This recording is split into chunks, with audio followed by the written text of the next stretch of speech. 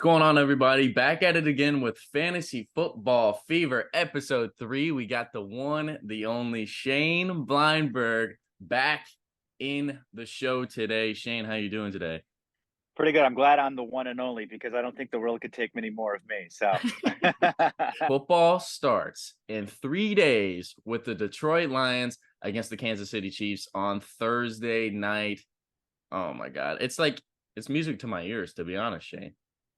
yeah, I can't believe it's already here. This is a bittersweet time of year for me. I love NFL football. I love fantasy football. But this is also when I go back to my real job as a teacher. So it's a little bittersweet. But I'm ready for it. I'm ready for the season. So with week one, we got to talk about week one sleepers. Okay. So Shane and I have prepared 5 players. I have 5, Shane has 5, and we're going to go over some sleepers for fantasy football. Now, when we're doing this list, we got a little bit of criteria here. I'm doing this according to PPR. So if you guys are looking at standard, it could be a little different. But with PPR, I think these players could definitely have a great performance. So let's just go ahead and dive straight into it. With my first pick for the sleepers of week one, I'm going to go with somebody who's very close to Shane Bleyenburg. I'm talking about Antonio Gibson against the Arizona Cardinals. Now, why am I picking Antonio Gibson? Well, I don't know if you guys heard, but the Arizona Cardinals are one of the worst teams in the NFL. I do not trust Jonathan Gannon as their head coach. I just don't. I mean, that guy could not get me to run through a paper wall. I mean, I'm serious. He's trying to motivate these players. He's talking about, you got fire in your gut? Did anybody take the bus today? Do you have fire in your gut? What the hell does that have to do with anything? Like, honestly, what is the correlation between riding the bus and having fire in your gut? Don't know. The dude's a goofball. But when you talk about the Arizona Cardinals, this is just a bad team. It's a bad defense. But enough about Arizona. Let's talk about Antonio Gibson. This guy's going to catch more balls than Brian Robinson. Okay. They're going to use Brian Robinson as the actual running back. I think Antonio Gibson can see a lot of screen passes and some receiving yards. So he's projected 7.8 points in PPR, according to Fantasy Pros. I think he can potentially go for 15 if he can get into the end zone. You know, you got new ownership in Washington. This is a new and improved team. Sam Howell at quarterback could be scary for Antonio Gibson week one. I want to remind our listeners, and our viewers that we don't share our lists with each other. Your pick works right into my first pick for the sleepers for this week. And I cheated a little bit on this one. I picked the entire Washington offense and the Washington defense this week as sleepers for week one. Let me give you just a couple of stats here that I found were pretty important for the reason why I went this way. Last year, the Arizona Cardinals were in the bottom half of the NFL in total defense in yards per game. And they were next to last in the NFL in points per game for defense. This is a team that has no quarterback right now. They have no identity right now other than trying to land Caleb Williams in next year's draft. If he even decides to come out in next year's draft. I just see this being a Washington blowout. I don't think this game's going to be very close. The spread right now is 7.5 points. I've actually parlayed the Washington Commanders with the Minnesota Vikings with the spreads for next week into a nice little juicy parlay. I think this is going to be a Washington rout this week. I mean, I got to be honest. When you're looking at Washington against Arizona, and the spread's only, what, 7.5? 7.5 right now, yeah. Jesus. I mean, I could see Washington winning by at least 14 points. Clayton Tune, I think, is going to be starting. You're talking about Clayton Tune against this Washington defense. That dude's going to get a rude awakening this upcoming Sunday. So we're in Landover, Maryland right now talking about the Commanders. Let's move over to Baltimore, Maryland, and talk about the Baltimore Ravens. They have another easy opponent coming up week one against the Houston Texans. They got DeMeco Ryans as their new head coach. They got C.J. Stroud as their starting quarterback. But guys, I think Zay Flowers could have an absolutely amazing game because when you look at Houston, this is a team who is not good at all. Okay. Their secondary still scares me. Yes, you got Jalen Petrie. Yes, you have Derek Stingley. But I just got a notification that Jimmy Ward is not practicing, and that is their Mm. starting safety. And that's huge for that team because they're already thin in their defensive back positions. Right now, Tavier Thomas is their starting nickel corner. Tavier Thomas. Have you ever heard of him? I couldn't tell you anything about Javier Thomas. So that's all I have to say. So Zay Flowers is going to be matched up against Tavier Thomas on Sunday. And I think Lamar Jackson is going to be targeting him all day. I think we could have a repeat of Hollywood Brown's opening game against Miami where he went off for a couple touchdowns and some yards. So right now, he's only projected to get about 6 or 7 points. Actually, according to Fantasy Pros, 6.3 points. I think that's too low for him. I think if he can catch some balls, get into space, and obviously put the burners on and burn somebody downfield, he could be up in the 10 to 15 range this upcoming Sunday. Yeah, I feel like the Zay Flowers already has the trust of his teammates. You know, video leaks last week of him announcing his signing bonus with the Baltimore Ravens, which really threw Odell Beckham Jr. for a loop. But at the end of the day, no one was upset. Everybody was happy for this kid. You know, he's shown that he's a pretty good entertainer. He can rap. You know, he's a great kid by all accounts, and you know, just the videos that came out of that locker room shows you that they loved him. Yeah, I agree with you on this one. This should be a big Zay Flowers game, and you have to remember these are sleeper picks. What we're predicting is that they're going to go above what is being projected, and I believe that is a very low number for Zay Flowers. I'm going to stay up in the Northeast. And I'm going to go to Buffalo for my next pick. This is a huge early season game. You have the Buffalo Bills and the New York Jets. When you think of the Jets defense, one of the first names that comes to mind is Sauce Gardner. And I believe Sauce Gardner will be covering Diggs the entire game. So both teams are going to bring it in this game. And I think that with that being said, I think Josh Allen's going to be looking Gabe Davis's way in this game. Gabe Davis has proven himself to be a good number 2 receiver. I think that Stephon Diggs is going to be covered throughout the majority of this game by Sauce Gardner. And you could see some bigger numbers out of Gabe Davis this week for that reason. Next up, I'm going to go to the West. And we're talking about a guy who was on my fantasy team last year. A guy who I said was going to lead his team to the playoffs after week 1.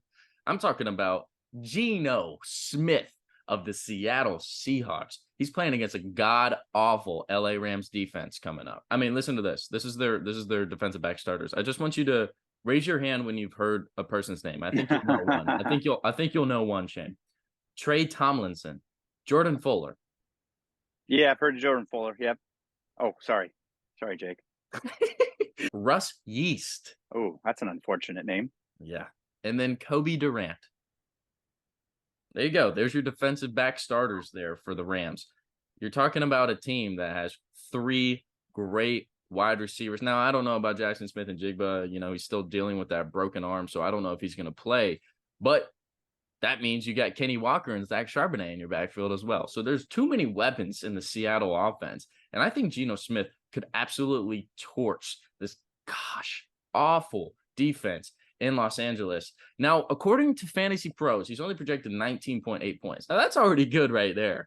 But I think that's his floor, man. I really do. If I'm projecting this game, I'm thinking around 3 to 4 touchdowns for Geno Smith and over 300 yards. So I can see him in the 30s.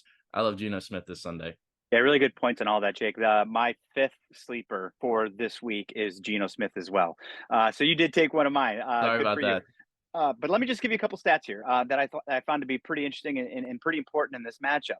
Number one, you know, the Rams last year still had Jalen Ramsey. Jalen Ramsey shipped off to Miami.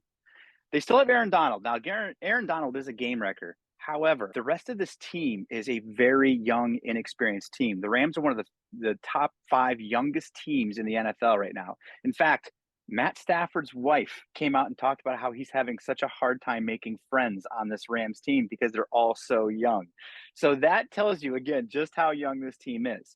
But even last year with Jalen Ramsey and Aaron Donald on this defense, they were in the bottom half in yards per game on defense and in points per game on defense. You take away Jalen Ramsey, and that sets up Geno Smith, I think, for a great game. My next sleeper pick is Raheem Mostert. I really think Raheem Mostert's set up for a great week 1 against the Los Angeles Chargers. There's a few reasons why I picked this. Number one, Jeff Wilson Jr. is on the injured list. He's not playing this week. He's not playing for the next several weeks. Number two, Devon A-Chain, greatest name in the NFL, I think, right now, is banged up and is likely to be limited in this game. So that really leaves just Raheem Mostert on the top of the depth chart with not a lot of challengers for carries in this offense. And number three, the Chargers were a bottom five team against the run last year. I don't anticipate them being much better this year. This could be a run heavy game against the Chargers. And with all of that said, I think Raheem Mostert is a great option if you're looking for that second running back. Not only that, I have a sneaky suspicion that he will be scoring a touchdown. So if you're looking to do a touchdown prop next weekend, I think Raheem Mostert would be a great choice for that. Now, next up on my list, God, just leaves a bad taste in my mouth. The Colts struggle against two opponents. Anybody they play week one, and the Jacksonville Jaguars. And guess what? We got both of them this upcoming Sunday. So I know this isn't a betting podcast right now, but the line is only 4.5 for the Jacksonville Jaguars. I think the Jaguars are going to win by 20 plus. So if you want to do a reverse teaser and add some points and make it like plus 300, go ahead, do that. But I do not see the Colts winning week one. They haven't won in week one since 2014. Don't think it's going to happen again. Now, you're looking at this matchup. The Colts defense, it's really bad. Okay. It's really, really bad. And, you have good players. You have DeForest Buckner. You have Shaq Leonard. You have Kenny Moore, Grover Stewart. Now, when you look at their secondary, that is when you start to worry. So right now, their two starting corners are Darrell Baker and Dallas Flowers, who Dallas Flowers was a return specialist last year for the Colts. And then in the nickel, you do have Kenny Moore, which, again, like Kenny Moore had a rough year last year. He made the Pro Bowl 2 years ago, but I still don't know if I can trust him. You're playing against a team that has a bunch of weapons in Jacksonville. Calvin Ridley's going to get a lot of double coverage. He is the guy. He's the number one wide receiver for Jacksonville. The Colts have always had trouble with wide receiver twos. So right now, Christian Kirk, according to Fantasy Pros, is projected 8.4 points in PPR, and he is listed as wide receiver 29. I don't know why, but I project Christian Kirk to go for 78 yards, 5 catches, and a touchdown, which would give him a total of 18.8 points.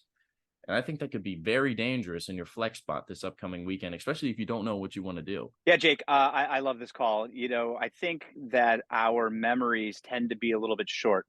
And we forget how good Christian Kirk was last year. I don't think that the introduction of Calvin Ridley is going to necessarily really drive his production down. He has a rapport with Trevor Lawrence. Trevor Lawrence is now in his third year in the NFL, and he has shown improvement. And I think he continues to improve. I think that this will be a breakout year for this offense. I think there's going to be plenty of footballs to go around. I think this is a great call. All right, the last pick I have for our sleeper segment of today's podcast is Samaje Perine. Samaje Perine was the running back that the Bengals went to in the AFC Championship game last year when the game was on the line. I know that they have Javonte Williams. It seems like a healthy Javonte Williams in Denver. However, I don't necessarily trust Javonte Williams less. Until I see that he is healthy and he can play a full series of snaps, I kind of like the sneaky Samaje Perine play. The Denver Broncos are playing the Las Vegas Raiders this week, who are a bottom half of the league in yards per game against the run. I could easily see Samaje Perine having a decent game. Now, we all know about Russell Wilson's struggles last year. Does Denver try to establish the run with Perine and Javonte Williams, potentially allowing both of them to have a decent game? But again, I see Perine getting the majority of the carries here, because I don't think that they're going to want to just throw Javonte Williams in and let him go. So I think early on in the season, Samaje Perine could be a sneaky play. Well said, Shane. Well said. I think Samaje Perine could be a good play. And again, you look at Javonte Williams in the injury scares. That could be tough. I have Javonte Williams on my team, but I'm banging on that upside that he brings. But Samaje Perine is a guy who can catch the ball. He kind of plays that Austin Eckler role, and he could play the Austin Eckler role in Denver this year. But I just don't know if I just trust the Denver offense. And Sean Payton, I'm just going to go out there and say it. Sean Payton's a fucking dick. He is. Wow. He pisses me off so much. The way he's enforcing all these different rules and talking crap to other coaches. That dude has no class. I don't think I've ever seen you that angry before, Jake. Especially not on a podcast. Holy moly. I know. I don't even know what to say to all of that. All right. Last up, the last person on the list. I think that Dalvin Cook could play a more Mm. important piece in New York's offense than what people think. And especially with Brees Hall dealing with that injury, he could be playing limited snaps or he could be not playing at all this upcoming Monday. So right now he's projected to be the running back 31 and he's projected 9.2 points this upcoming Monday. I think he could play a way more important role, especially with the injury concerns with Brees Hall. Zonovan Knight is gone. I don't even know who the third back is in New York right now. I do see him being used a lot more in the passing game. So if you're playing PPR, I think it could be a good play. And I think he could get about 13 to 18 points on Monday. Yeah, I think that to start the season, Dalvin Cook is the running back in New York to own. I think that eventually, I think we'll transition into Brees Hall. I did see a report today that they do expect Brees Hall to play this week. You know, who knows what that means? You know, that could just be a smokescreen. Maybe he doesn't play, maybe he does, but they're saying they expect him to play. But this early in the season, with Brees Hall coming off of an ACL, you know, you look at the past players who've come off of an ACL.